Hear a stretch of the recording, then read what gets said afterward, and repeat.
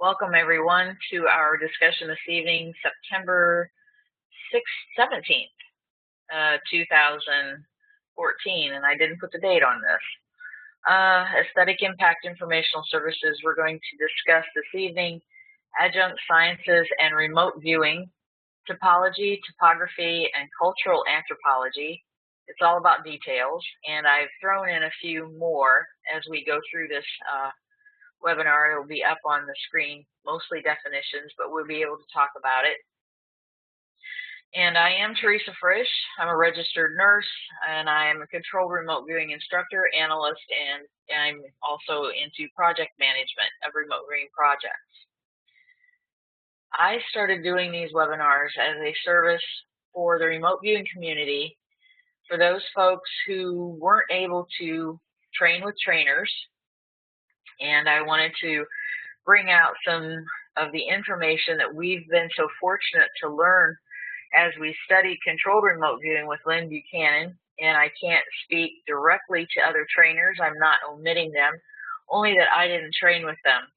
So I am not comfortable as being an expert, excuse me, I have a little itch, comfortable as bringing forth their methodology and the way they do things. So when I speak, it is always with a focus of controlled remote viewing, and I would like to say that I am the first to say that it is not the only means of obtaining remote viewing information across time and space, but that's why I always focus it, and it's not because I'm biased. It's just that's the methodology that I studied.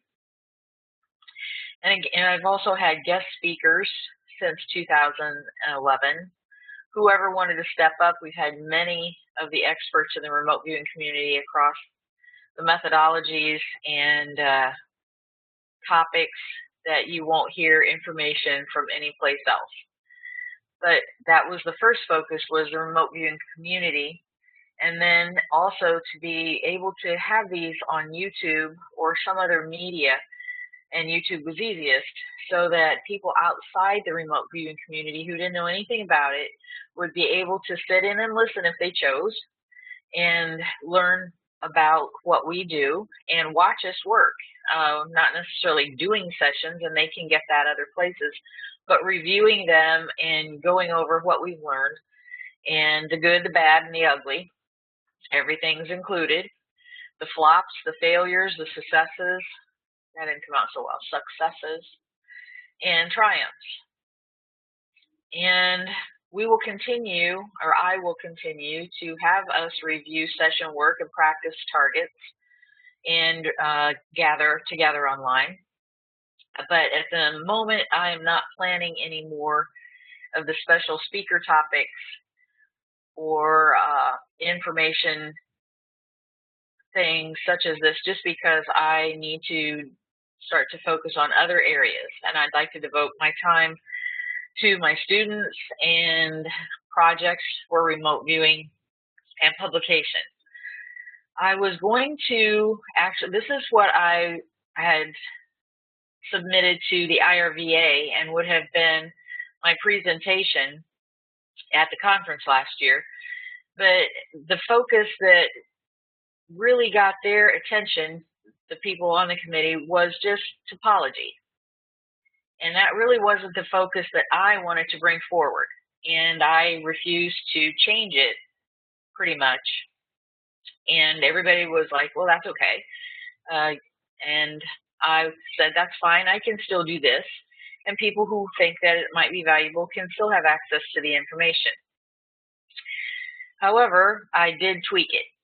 I kind of tore it apart and decided to go a little bit different route, because week after week we sit here and we review sessions, and I could have dug through old files and just ran session summaries and images across the screen and sketches excuse me, and that's what we do every week.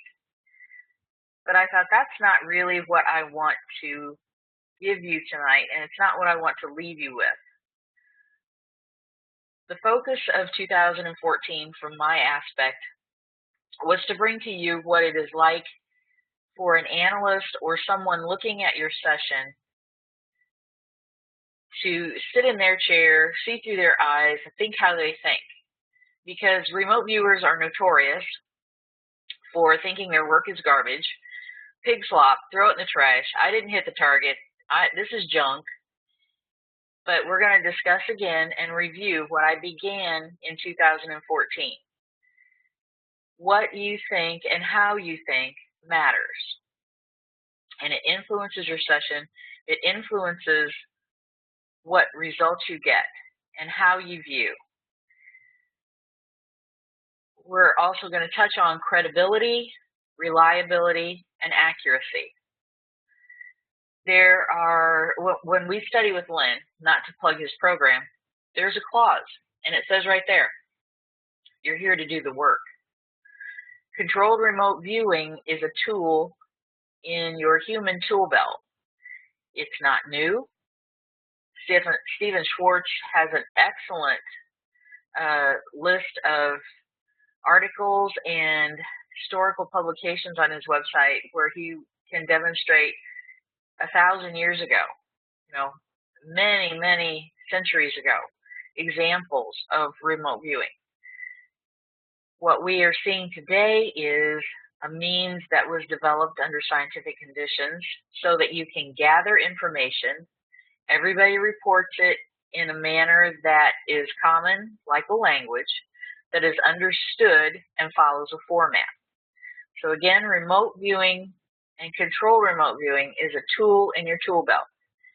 And as Lynn says, if you're here to talk about spirit guides, where the information came from, debate the matrix, the Akashic records, how, whether it's your autonomic nervous system or your autonomic nervous system, that's not why we're here. We're here to learn how this tool functions, how to apply the various means and mechanisms of it. We need more minds on this so that more questions come, so more exploration happens. So for the moment, don't debate where it comes from, what, the source is. Do the homework. Sit in the chair and do the work. Practice, practice, practice.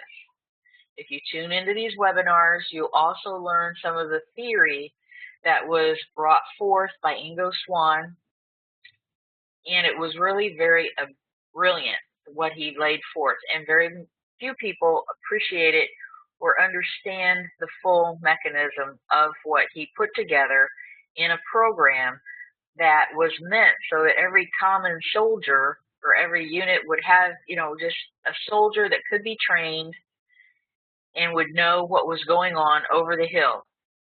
And those would have been some very precious people indeed.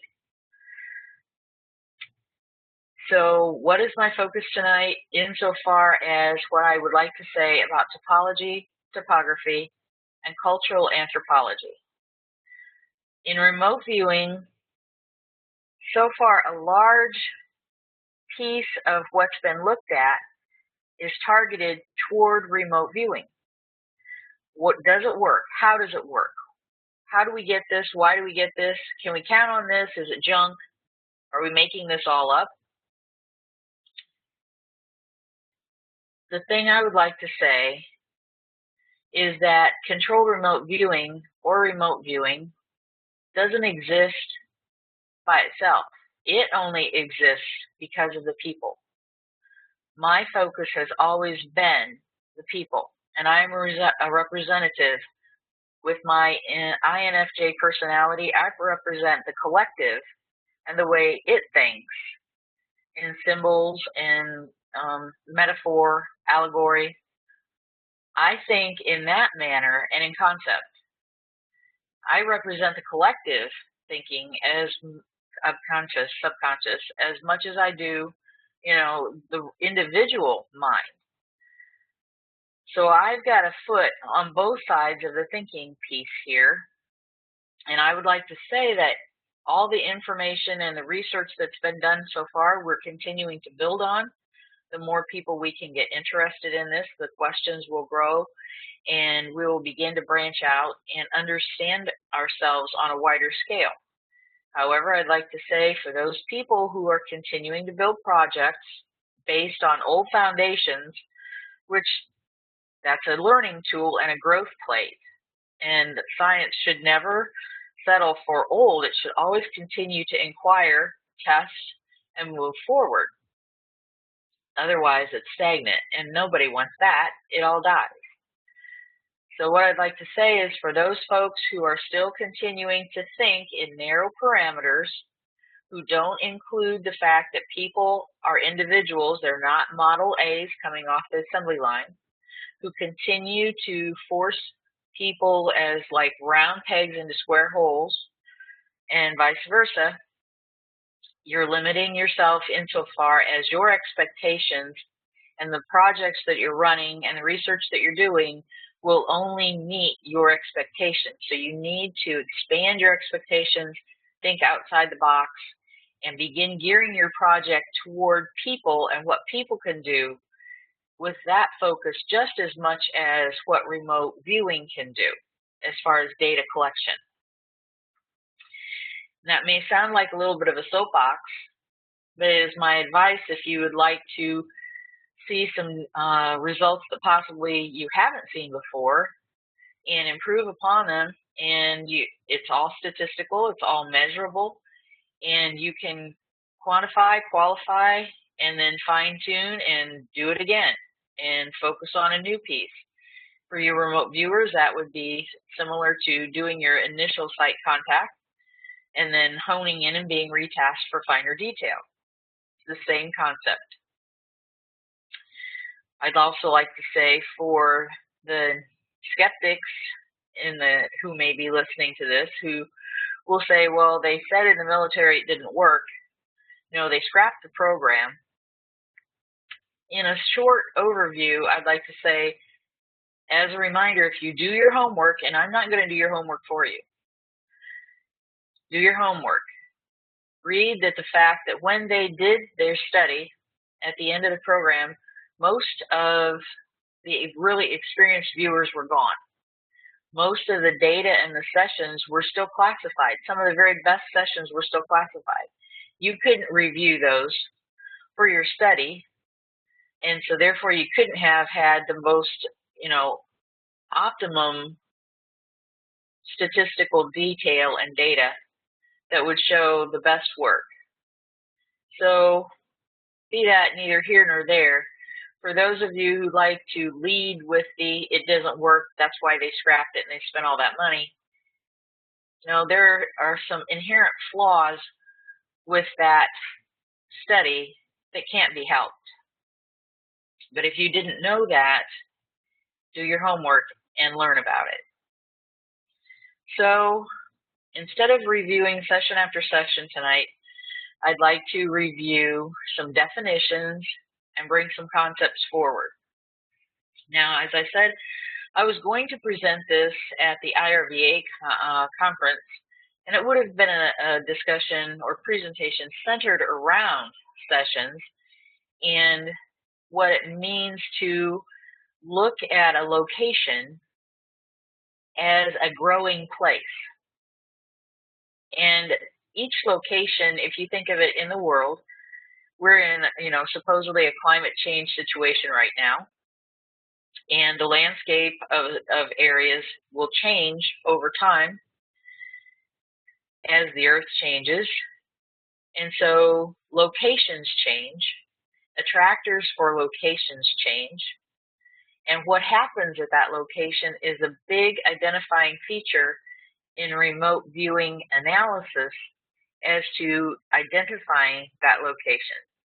And we've talked about this before, but if anybody didn't listen to those particular webinars, we are going to review and possibly bring in a couple of new pieces. So we're going to, what I had initially put out for the discussion, the focus was going to be describing a location using remote viewing should include information about the environment and topographical aspects of the site, as well as its purpose, culture, and history. Awareness of each of these areas is important to the understanding of the remote viewing session results. What information might the customer or tasker be looking for? What locational features might be distinctive? What perceptions might be red flags? May I add a comment in here? Of course.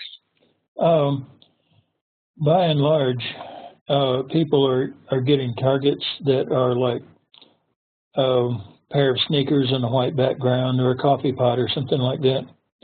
And I keep trying to get across to everyone that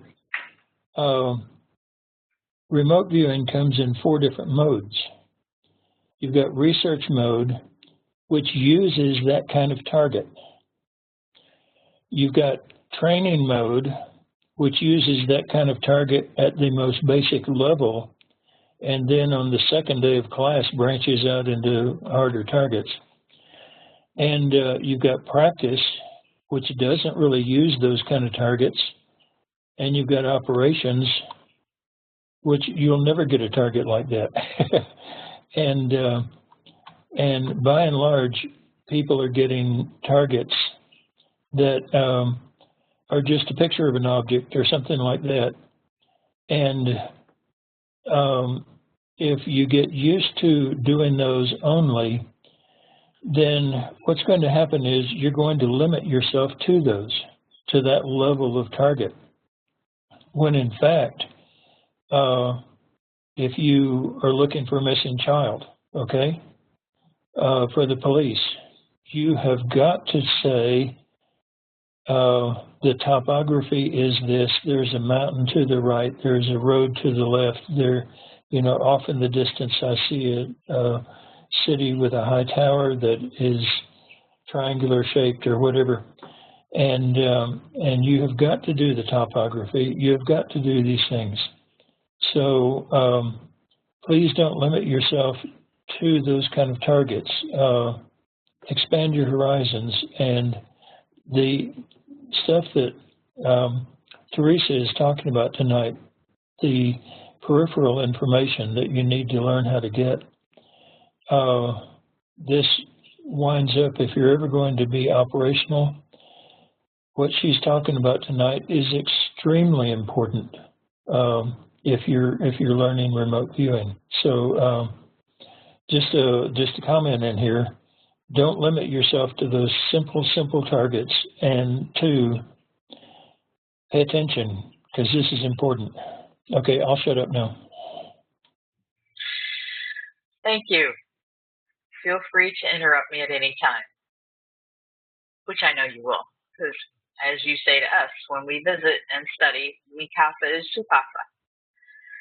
So topography, and most of these definitions are straight from Merriam-Webster.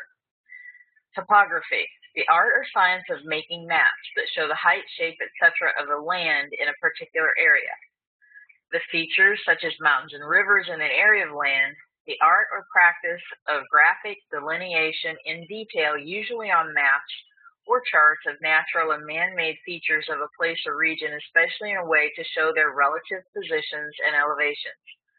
Topographical surveying. The configuration of a surface, including its relief and the position of natural and man-made features.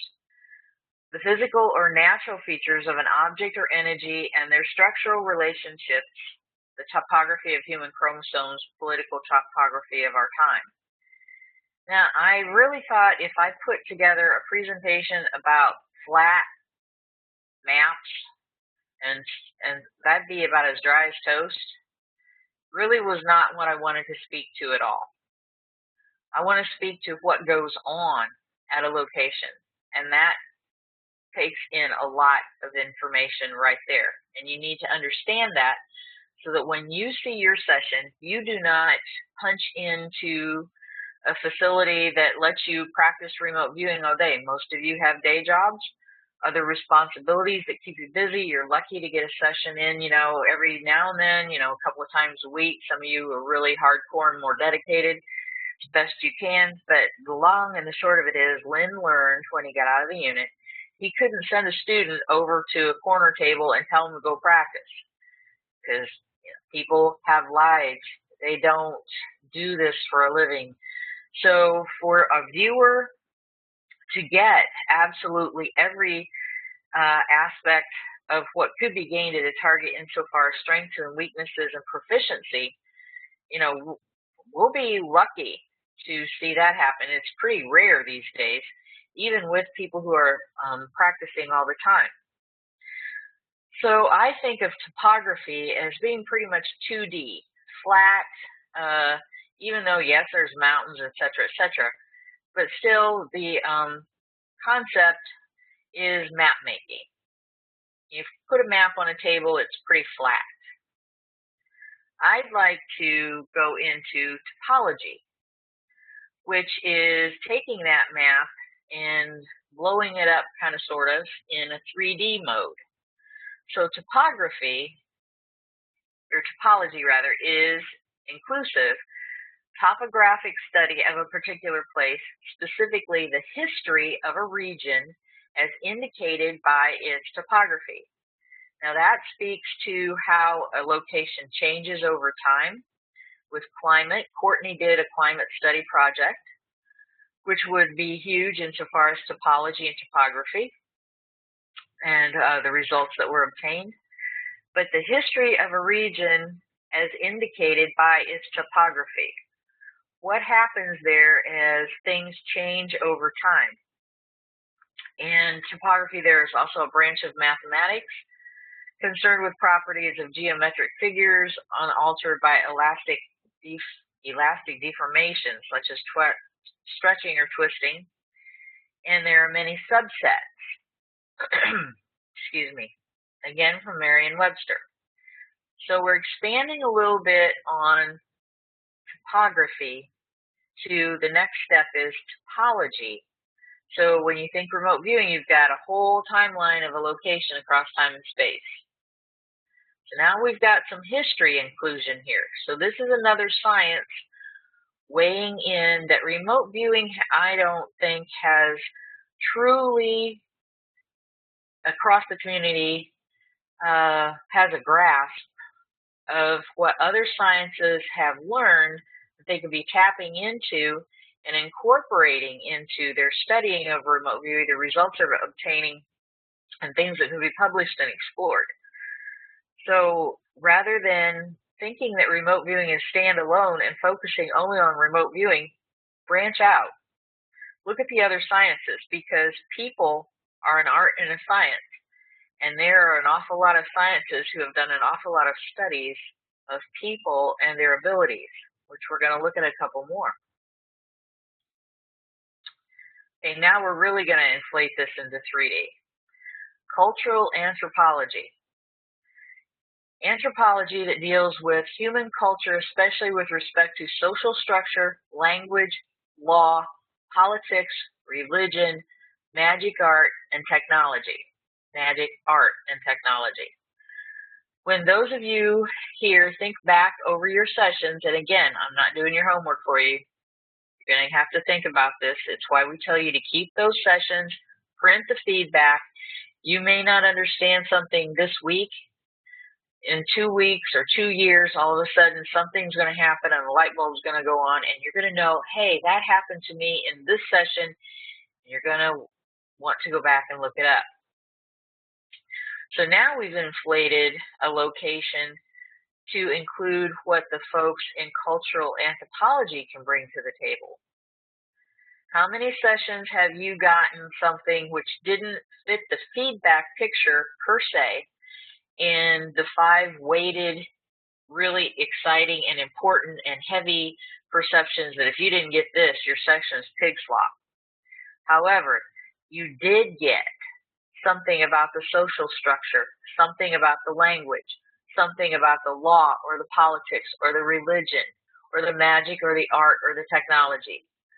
Those are still very valuable perceptions that will make sense to the customer possibly, because the customer is going to know, unless you're completely working the unknown, the customer will know things that even possibly the project manager doesn't know, will certainly never be passed on to the remote viewers who are working the project.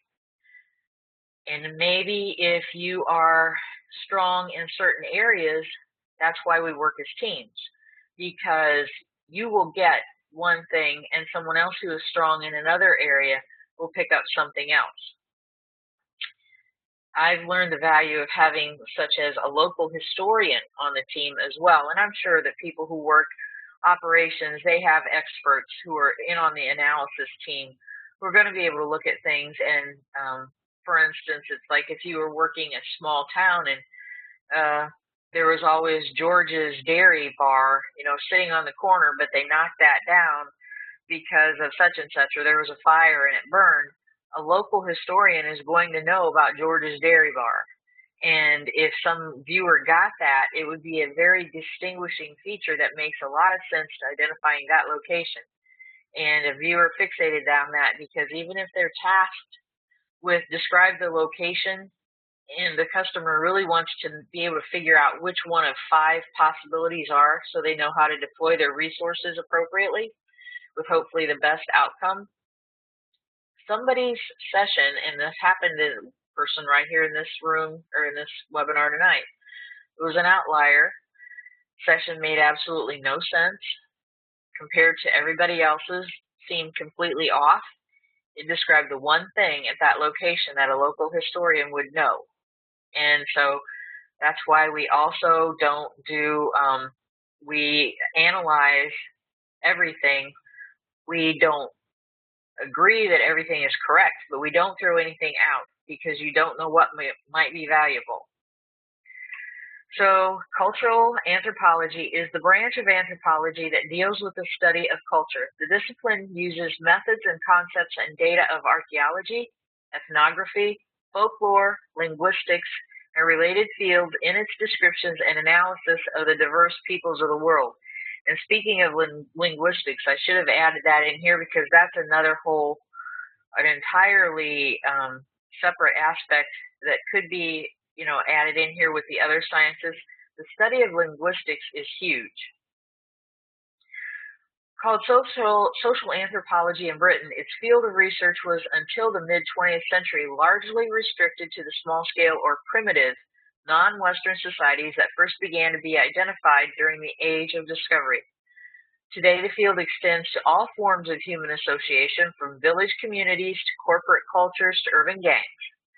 2 key perspectives used are those of holism, understanding society as complex, interactive whole, and cultural relativism, the appreciation of cultural phenomena within their own context. Areas of study traditionally include social structure, law, politics, religion, magic, art, and technology. Human sciences. Human sciences studies the biological, and this is a core curriculum from the University of Oxford, UK. Studies the biological, social, and cultural aspects of human life and provides a challenging alternative to some of the more traditional courses offered at Oxford. The school was founded in 1869, recognition of the interdisciplinary understanding of fundamental issues and problems confronting contemporary societies. Central topics include the evolution of humans, their behavior, molecular and popular genetics, population growth and aging, ethnic and cultural diversity, and the human interaction within the environment, including conservation, disease, and nutrition. The study of both biological and social disciplines integrated within a framework of human diversity and sustainability should enable the human scientist to develop professional competencies suited to address such multidimensional human problems. That right there speaks to the comprehensive and complex nature of a human being. And if you don't include in your thought processes what a human being is comprised of, how they think, how they act, what their knowledge background, their intellect, what they've been exposed to, factors into your remote viewer obtaining data, you're selling yourself short. And your project is not being optimized. focus your project, whatever it is, and think about the viewer as a data collection tool, utilizing their tools across time and space. Lexicon. The definition of a lexicon, a book containing an alphabetical arrangement of the words in language and their definitions, such as dictionary. The vocabulary of a language, an individual speaker or group of speakers or subject. The total stock of morphemes in a language. A personal lexicon is what I just talked about just in the last couple of sentences with the remote viewer, what they're able to articulate, describe, what they've been exposed to, their interests, their backgrounds. Because with Hella Hamid, Ingo's breakthrough session, which you can read about in 8 Martinis, was when Helen was given the famous teapot. She gave a teapot description, and the target was actually a nuclear reactor. She didn't know anything about nuclear reactors, so they thought her session was junk. They were going to throw it in the trash, wasted effort, until Ingo had a light bulb come on, and he asked her if she knew anything about nuclear reactors, and she didn't. So she learned, and then they put that target back in the pool unbeknownst to her, and eventually it came up again. And in session, she says, "Oh, it's like one of those nuclear reactor things." And she understood it then, and then she could describe it. So that's why some of you have found yourself not able to describe something in session. You're unfamiliar with it, and you run out of words, and you're fumbling, and so just sketch it. We don't want sketches breaking through every place. There is an order which we like to see them happen, but if you don't have any words for it, try to sketch it.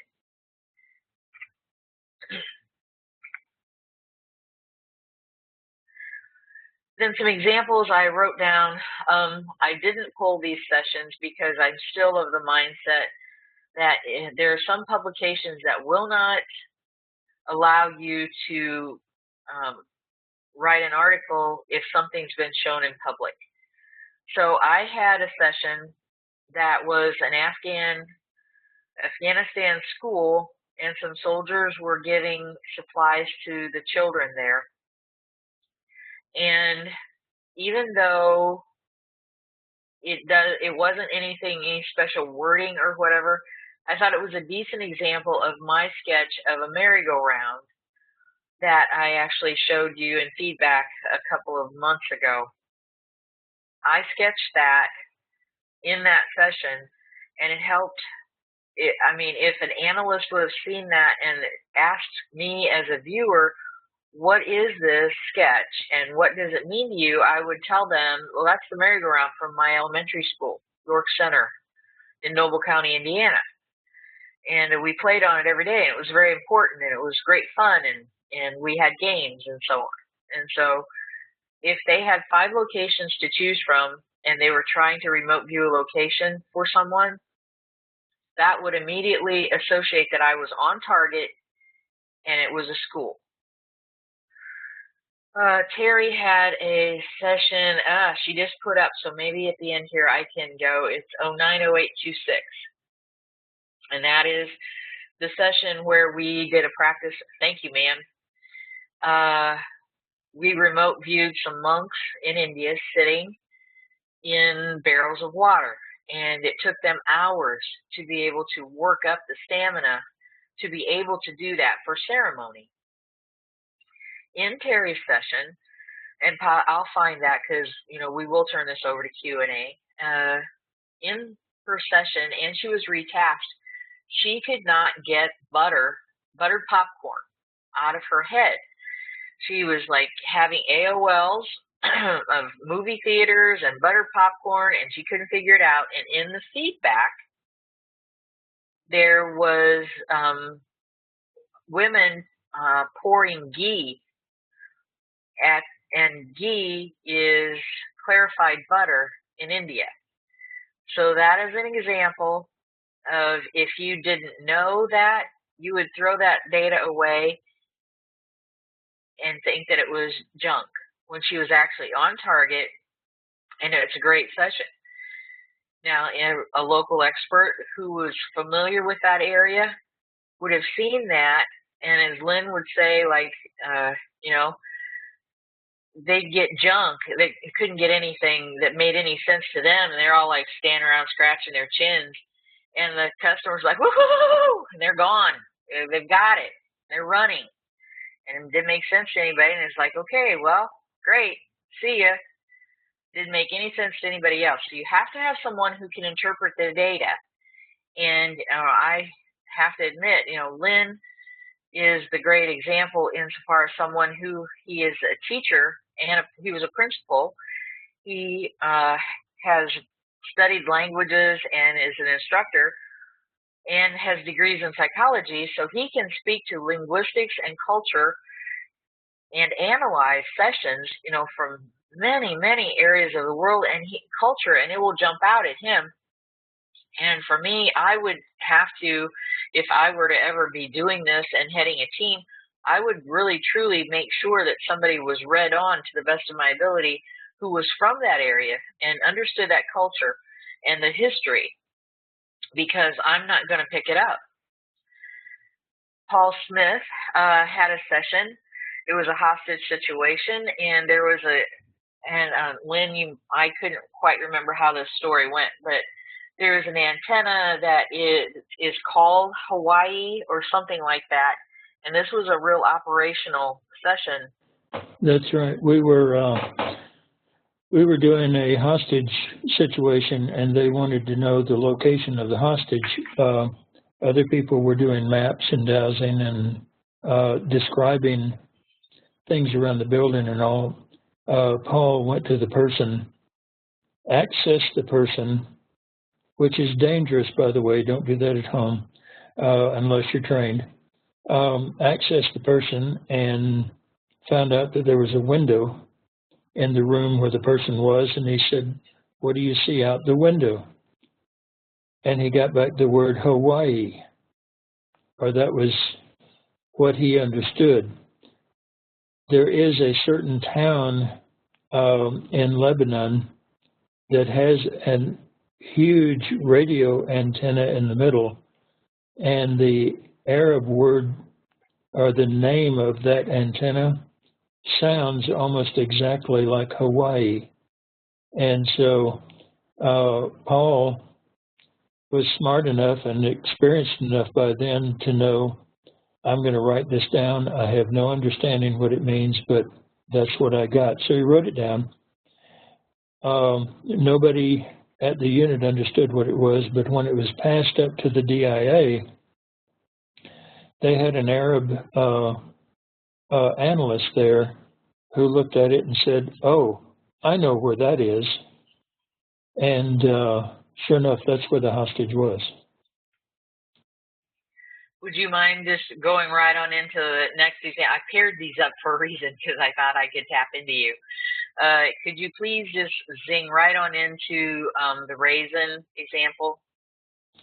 Yeah, we were looking for another thing and another hostage, and I was working along, and all of a sudden, just out of nowhere, came the word raisin.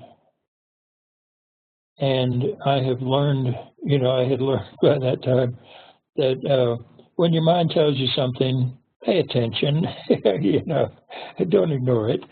And so I went over to the right side because of the paper, because I didn't understand what I was getting.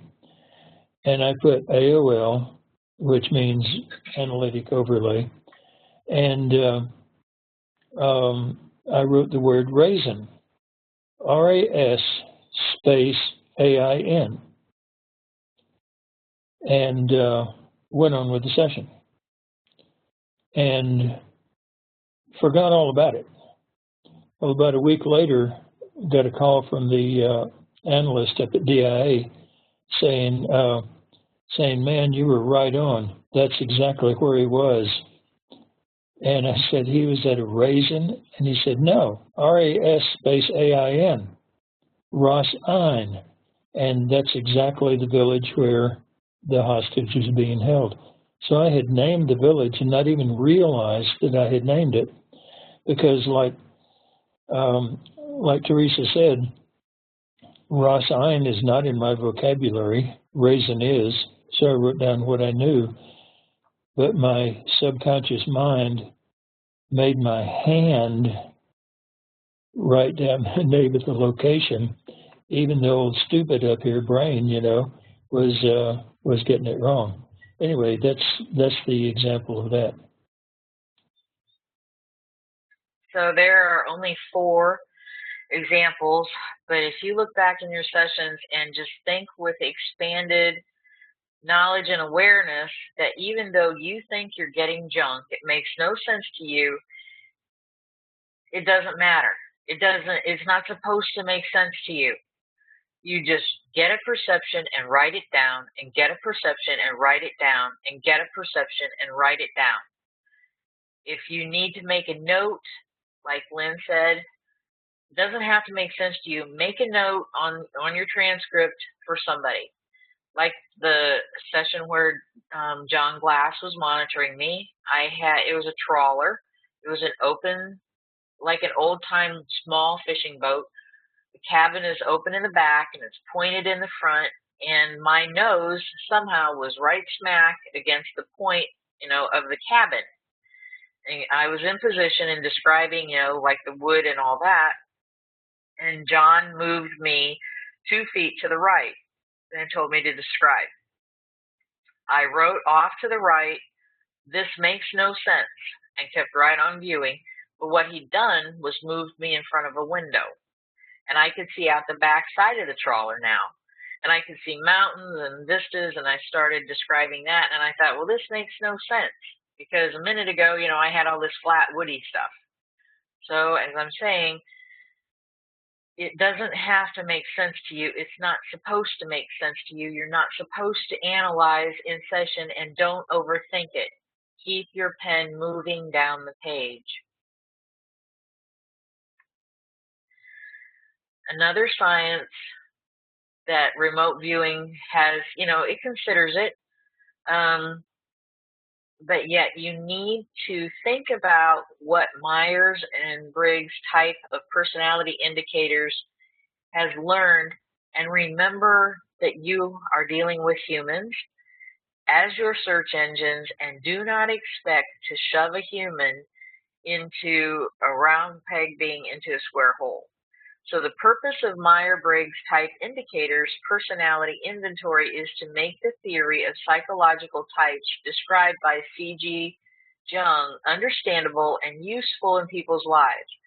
The essence of the theory is that much seemingly random variation in the behavior is actually quite orderly and consistent, being due to basic differences in the ways individuals prefer to use their perception and judgment.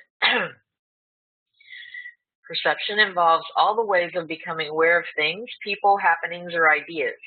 Judgment involves all the ways of coming to conclusions about what has been perceived.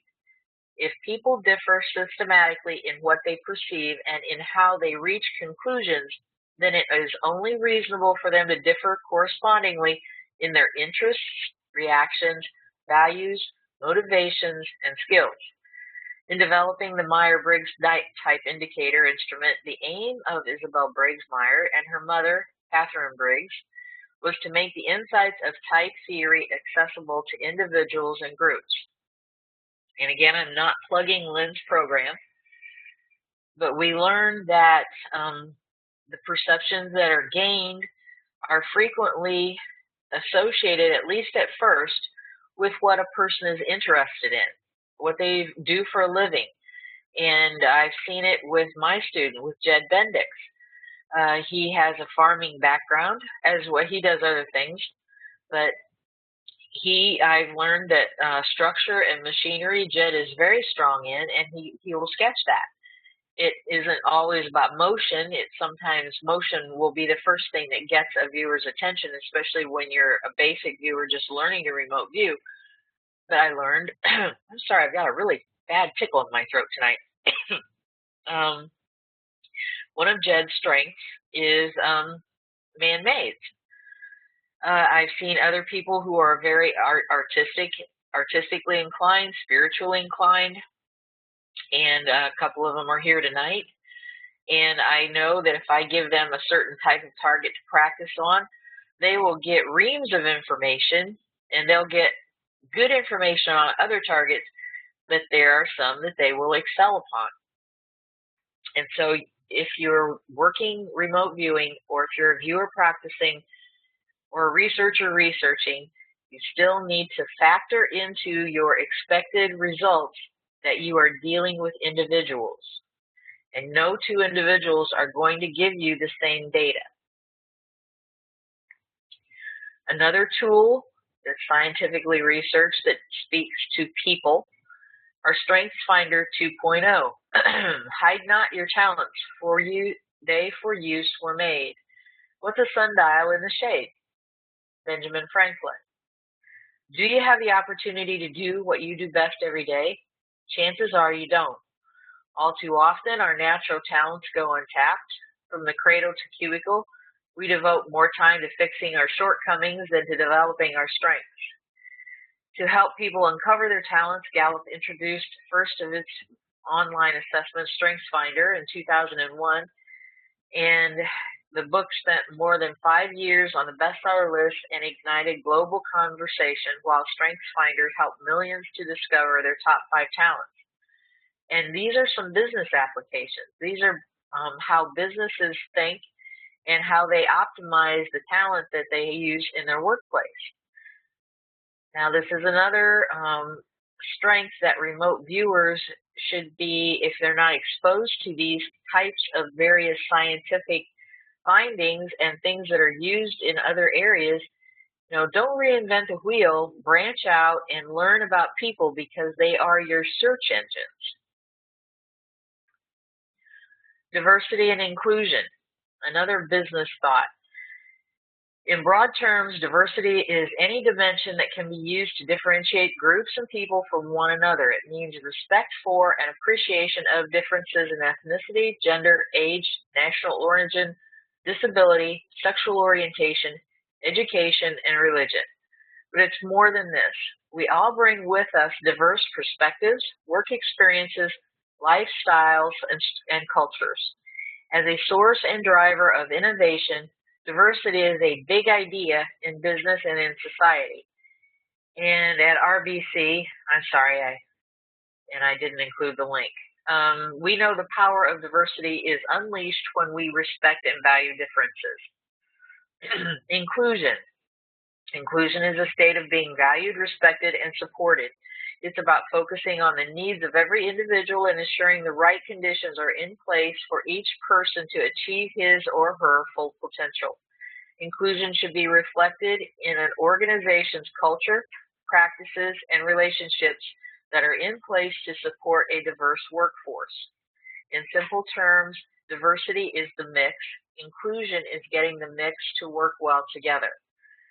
So when you take all these different sciences and what they know about people and overlay them onto a remote viewing session, and then overlay that into topology and topography, you start learning about and knowing that you should pay attention to people as individuals, and then as each location is looked at, start thinking about whether or not the people who live in the desert, which we've, as I said, back in January, February, when it was cold and snowy, these were our topics on Wednesday nights. The people, there are various deserts throughout the globe, and there are plants that grow in one area that, there are cactus in some areas of desert and palm trees in others. There are desert environments that aren't the same as the Pacific Northwest environment. Arizona and Washington State look hugely different when you're remote viewing. By the same token, if you were looking for somebody who was missing and they were in Far East, say Laos or Thailand, Vietnam, it's very difficult to remote view those areas because the topology and topography are very much the same. You have jungle, village, river, jungle, village, river. And my, worn out example is, unless you get lucky and the person who's missing is in the village with Babe the Big Blue Ox sitting in the middle of the town square, it's all going to look alike. So you need to be, and that just is another plug for inexperienced viewers volunteering for things, and Lynn saying, don't try this at home. You have to remember, if you are not practiced and you haven't databased your work, or at least kept some kind of a record so that you know your accuracy, and if you decide to view and you haven't viewed for 3 years and you're viewing a missing person, you need to know that your sessions have a degree of credibility, reliability, and accuracy, because people who are making decisions, number one, if you come across like the person who's out to save the world and you tell them that, and you come in waving your session, they're going to think you're a kook. They may humor you, and they're going to throw everything you brought in the trash. So don't remote view for situations where you haven't been invited, especially law enforcement, because if you don't do a really good job, it makes it a lot harder for the rest of us. And you don't do yourself any favors either, because I know someone did just that and then got put under a microscope, and it was not pleasant. And then again, you need to, I was starting out on that. Can I break in for a minute? Yep, go ahead. You're breaking up. Oh, sorry. Badly. But also, when I said don't try this at home, what I meant was access people mentally. Right.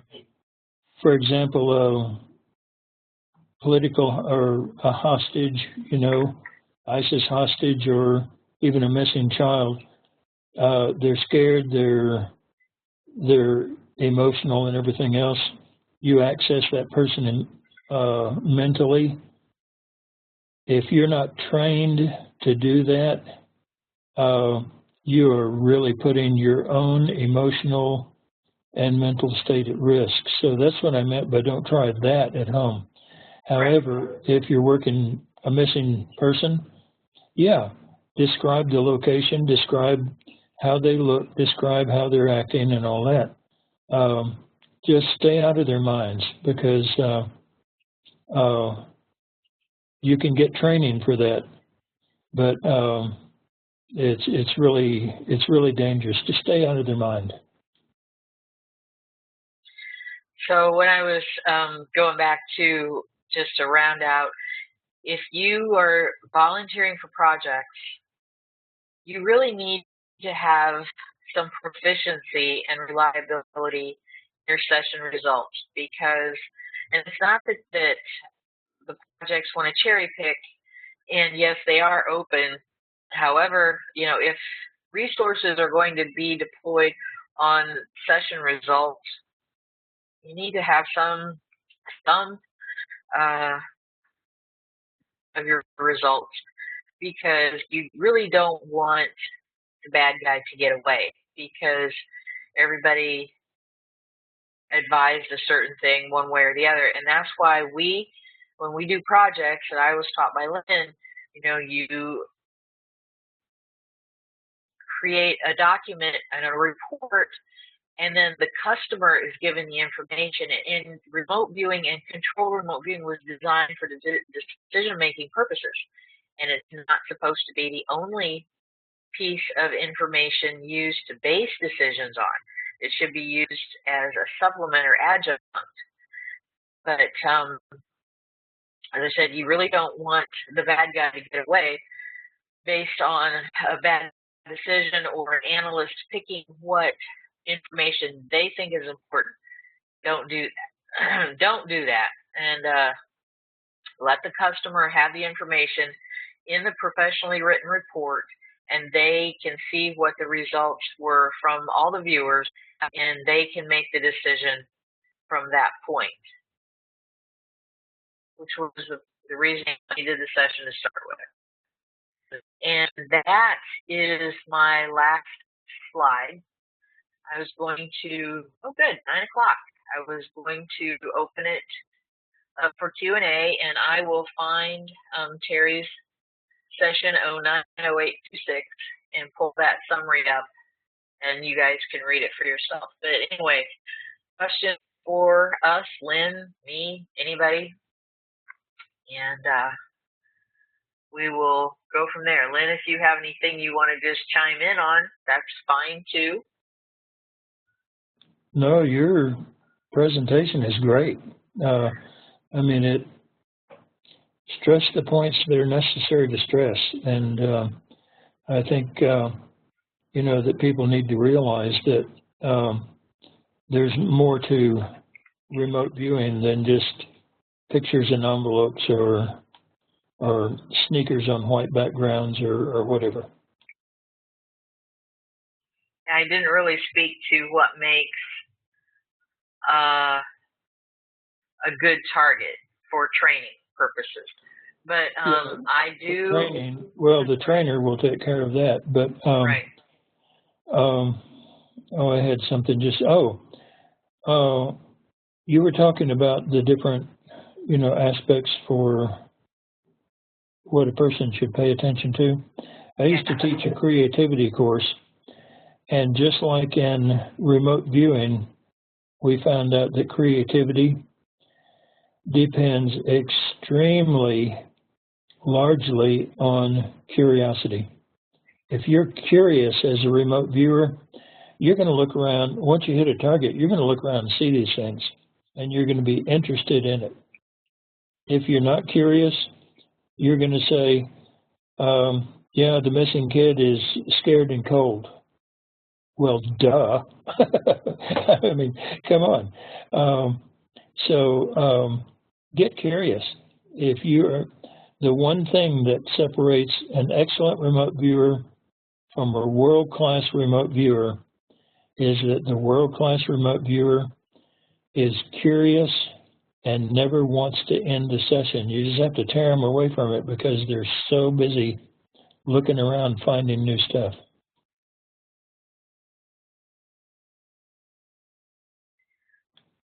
Okay. I don't know if any of that got through. It's been cutting out pretty badly, but hope it did. I'm sorry.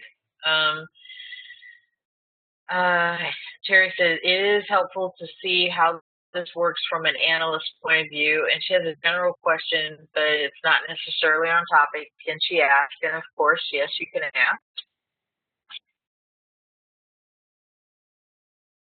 Linda's thanking.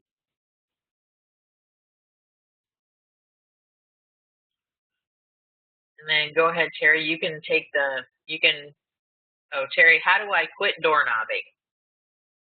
Practice, practice, practice. Okay, beyond that. Beyond that. Yeah, I had to scroll down to see the question. How do you quit doorknobbing? You practice move commands, but you know, Teresa said earlier that her nose was right up against the wall and she got moved 2 feet to the right. And when she did, the target opened up for her. And that happens an awful lot. This is a very hard question because doorknobbing is generally caused by your curiosity about one item at the target. And generally what I do when I find like I'm just right up against a wall and I'm describing paint color and texture and all that, I will go ahead and describe it, and that satisfies the curiosity, and then I'll give myself a move command to back off. So I would say that doorknobbing can actually be your friend because it gets you a lot of detailed information. But the way to overcome a doorknobbing situation is with a move command. And yeah, don't discount doorknobbing. It's one of the tools that's going to really get you some good information. So don't throw it out. Right, and she and Michelle Beltran did that, and it was very good. I think that, and it's been great for knowing that somebody is on target, and then we can retask and go from there. But I think that she and I have discussed in the past, and maybe the question in the question is the fact that, for instance, when she described the propeller on the ship as a Norfolk yard, why didn't she get the naval yard? And how can she work toward doing that? And I don't know if I'm ever going to find this feedback picture. A lot of that broke up. I don't know if everybody else is having that problem or if it's the hurricane here, but I didn't get that question. For instance, I'm trying to talk louder, and I don't know why I have this vibration in my throat tonight. It may be the loudness that's making it cut out. Oh, okay. So Terry doorknobbed onto the of the ship at the Norfolk Naval Yard. Now that helps insofar as if I recognize what she got, I can retask her, and she doesn't punch a clock doing this 40 hours a week, even though she does put a lot of time into practice. But how can she not doorknob onto a certain aspect of the target and get the whole naval yard? If somebody wanted her to sketch that scene, there are half a dozen or more huge ships there. She didn't get them. How can she work toward doing that? That makes sense? Did I cut out again? Yes, I've missed almost every single bit of that. Is anybody else having it cut out on them? Get you guys back up. Cutting in and out here. Yeah. Robert says yes too. Doggone it. Linda, if in just a second you can do it when we finish Terry's question. All right, I can type it out. And gee, maybe my recording is not going to happen. Maybe my computer's got issues. All right, look for my typing.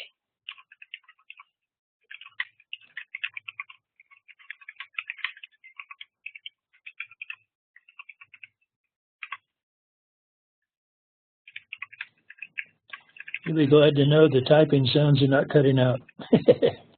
That's wonderful. That's just great.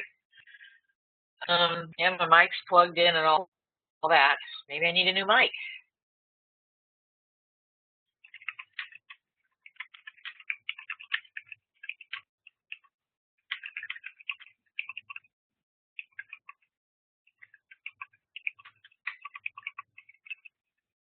Okay, there you go.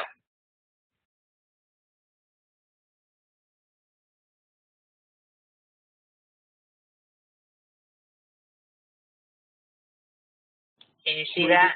No, where did you type it in? In the chat? Yep. The last thing I have on the chat is Robert saying yes. You can scroll underneath that. And underneath that, I get nothing. Did you send it to all attendees or all panelists? Everybody. All attendees. I got nothing.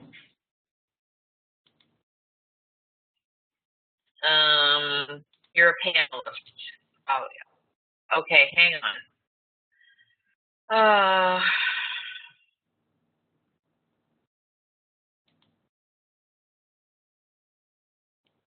Linda doesn't see it either. Okay. I know why. It's because you guys aren't attendees and you are panelists. Just a minute. Yeah, just a minute. I got it. Okay, hang on. I have to all participants. or to all attendees.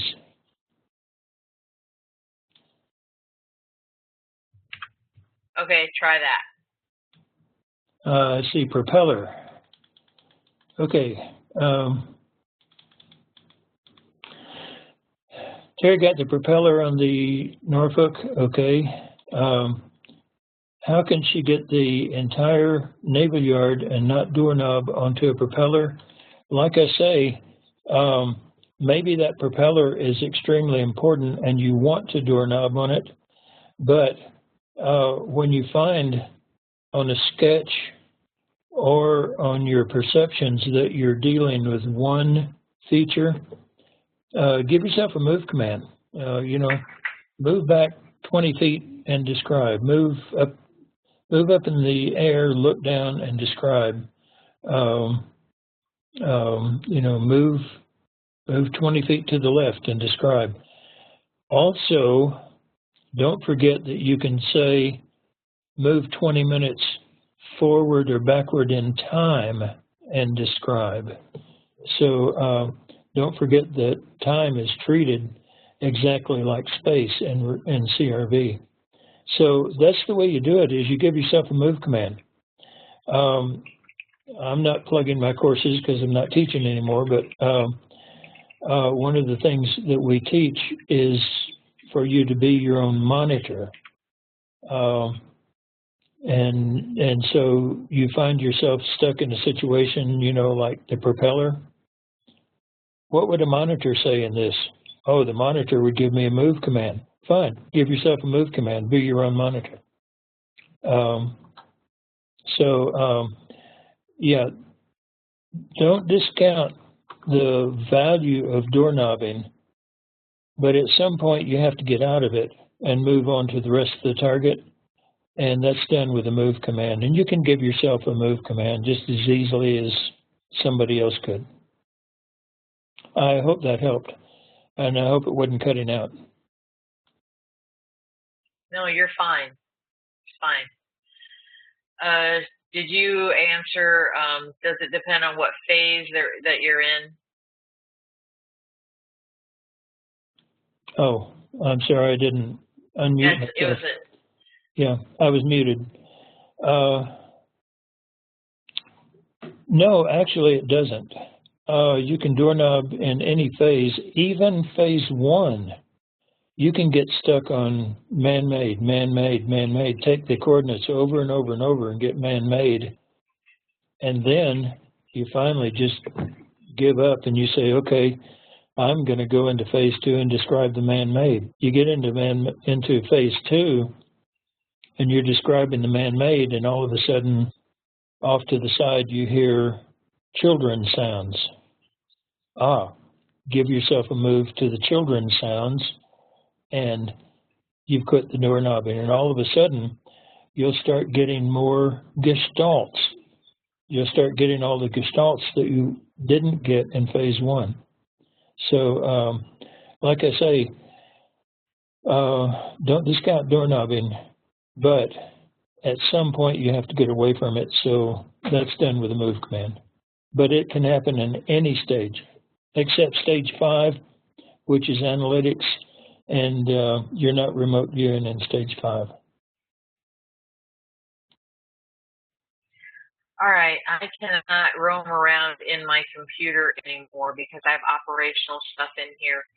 So I can't find the feedback that goes with this summary of Terry's, but I would like to try and describe for you.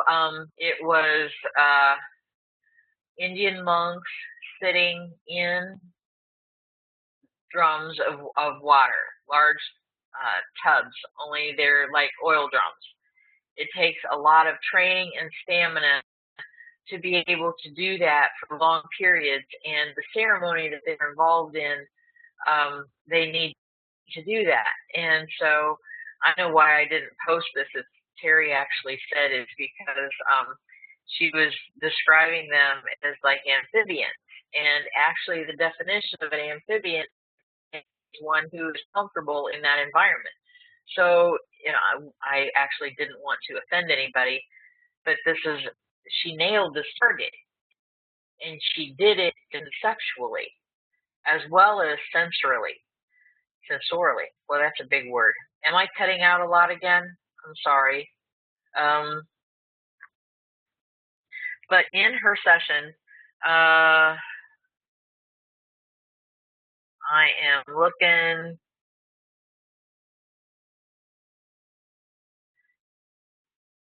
Oh, there we go. Something is gushing out over the rim of this container. It may spray upward and over the side. The spray is an off-white color and may have a buttery consistency, or I may just be stuck on popcorn. And in this target, there is ghee, and that is Indian clarified butter.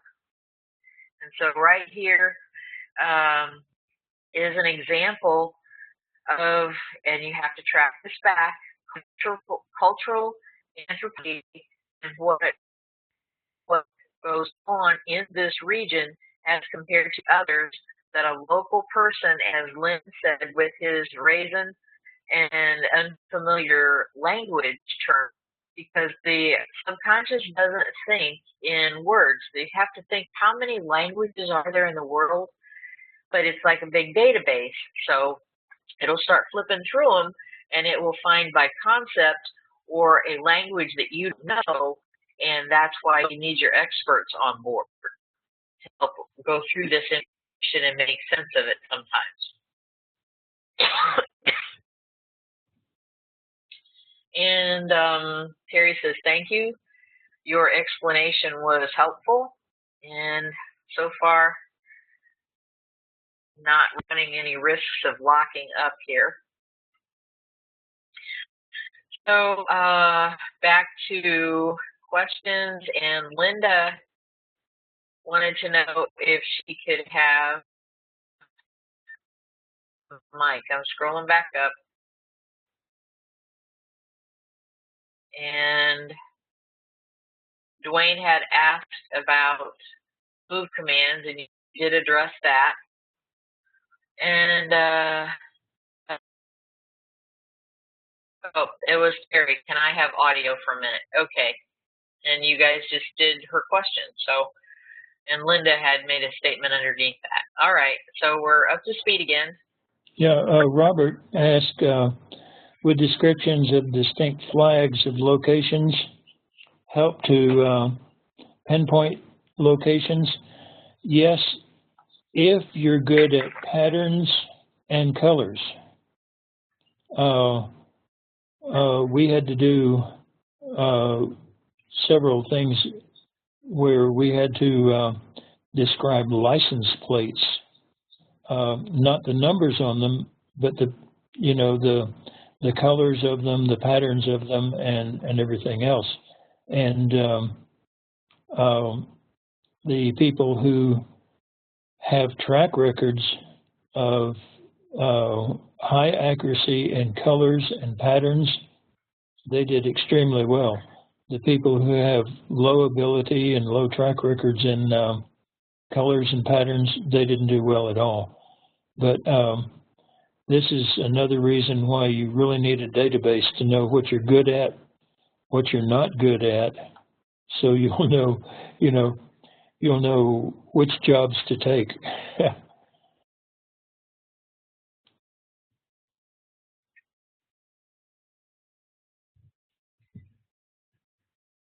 Okay, scrolling down to see if we have any more questions. I don't think I've missed any.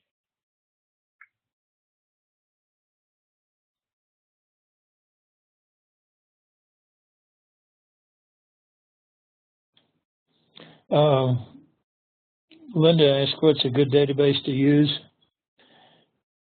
That depends on what you want to use it for. I hate to sound like a computer geek here, but that depends on what you want to use it for. The database that we use is designed from customers' needs. So it's pinpointed directly toward putting you into operational situations, developing your operational remote viewing.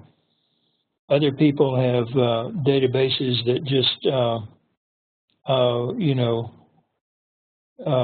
check your accuracy on practice targets, and those are valuable when you're doing practice targets. So the database that we use, we have a student database and an operational database that people who are graduated and into operations can use. The student database, you list your target. It has 25 different categories of perceptions, sensories, dimensionals, and so on, such as colors, smells, taste, textures, also dimensional sizes, shapes, orientation, and things. And you go through your final transcript, your summary, and you just pick out the words and you look at the feedback and you say, was I right or wrong? And plunk a yes, no, or can't feedback, you know, question mark into the database. And over a period of many, many sessions, it tells you what you're operationally good at. It also tells you what you're bad at, so that you can ask somebody, you know, you say, hey, database shows I'm bad at colors. Can you start giving me targets that are rich in colors so that I can get practice at it and improve? And so the database we use is designed toward strengthening your weaknesses and using your strengths, and it's designed toward operations. But like I say, different people have different databases, and before you start using one of their databases, ask them what it is they're trying to track and what it is they're trying to keep a record of, because that's the most important question on any database.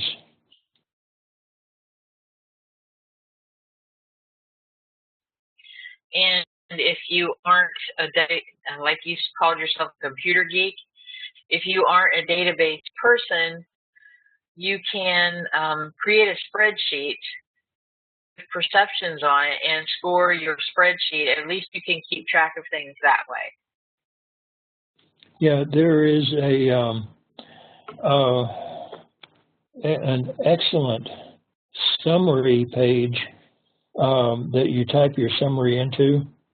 It's out on the internet. It was done by Bruce Miller. I'm not sure where it is on the internet, but I mean, it is excellent. And you write out your summary in it, one perception per line, and then you tell which of the categories. So like, I saw a red round object, okay? You have a color, a shape, and an object. And so each one of those goes in a separate line. And at the end, you say one's a color, one's a shape, and another one's an object.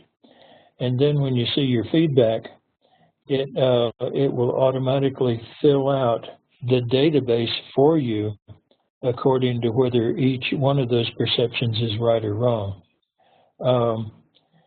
Many people write out, you know, a red round object, and you have feedback that shows it's a blue round object, and so they'll count it wrong. Well, you got two of the perceptions correct. Why count the whole thing wrong? And anyway, the database that we use has been honed over 30 years of time. Well, good grief, 38 years of time now to set you up and get you ready for operations. And so that's the one we use. But, you know, if you're wanting something else out of a database, then look around. A lot of people have databases.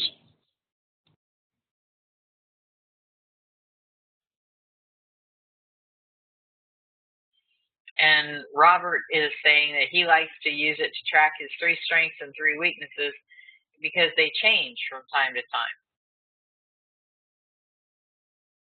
Yeah, they will. As you pick up a strength in one thing, let's say you're really bad at colors, you're moderate at shapes, and excellent at sizes.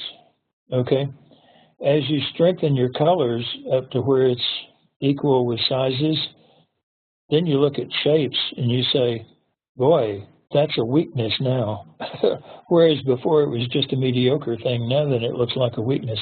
And so your strengths and weaknesses do change. Or your values of strength and weakness change.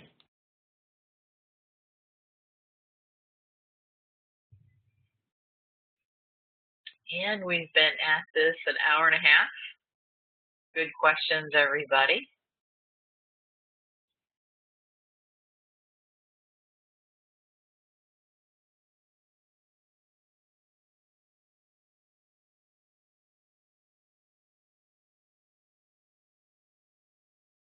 And just as an aside, Dwayne's thanking us both. Thank you very much.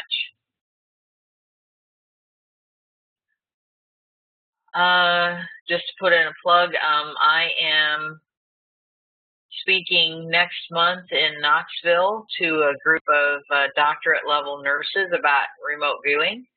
So that's coming up.